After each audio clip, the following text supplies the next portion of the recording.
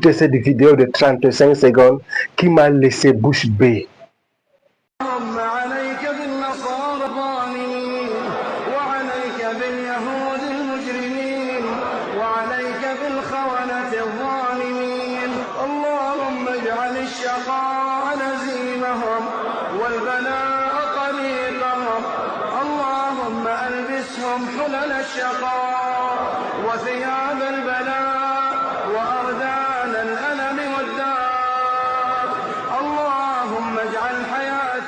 Lorsqu'on s'intéresse à l'histoire, à l'archéologie, à l'anthropologie, on découvre que rien de tout cela n'a jamais existé. Lorsqu'on lit les écrits hors tradition islamique, grec, byzantin, latin, perse, on ne trouve aucune trace d'un prophète de l'islam qui s'appellerait Mohammed, ni d'une ville qui s'appelle la Mecque ou Mecca.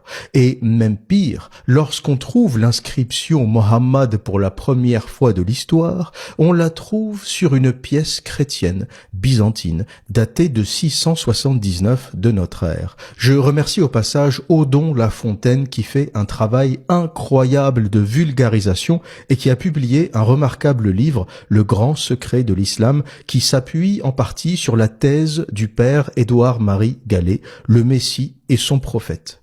Et la particularité de l'histoire islamique, le malaise autour de cette histoire, je dirais, c'est ce blackout total, car plus d'un siècle après la mort du prétendu prophète, aucun document ne parle de lui, ni d'une religion qui s'appelle Islam. Et comme je viens de vous le dire, lorsqu'on trouve enfin ce titre, cette écriture Mohammed, eh bien, elle est associée à des pièces chrétiennes ou zoroastriennes. Et c'est comme si ce prophète et sa religion n'avaient jamais existé jusqu'à ce que les Abbassides se mettent à produire des milliers de hadiths sortis de nulle part. Pour rappel, le prétendu prophète Mohammed meurt en 632 de notre ère et le Sahih al-Bukhari sort de nulle part avec plus de 7500 hadiths compilés vers 846 de notre ère, soit 214 ans après la mort du prophète. On est là face à une production hollywoodienne.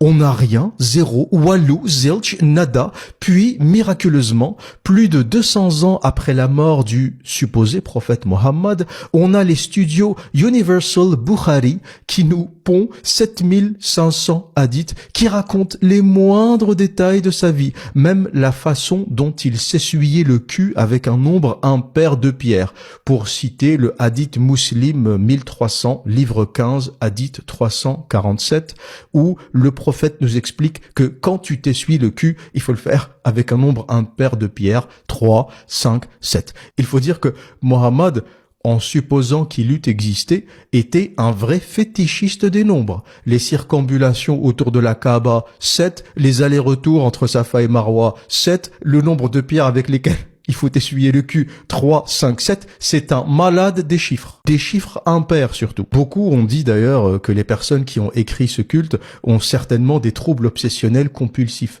Ne trouvent plus rien.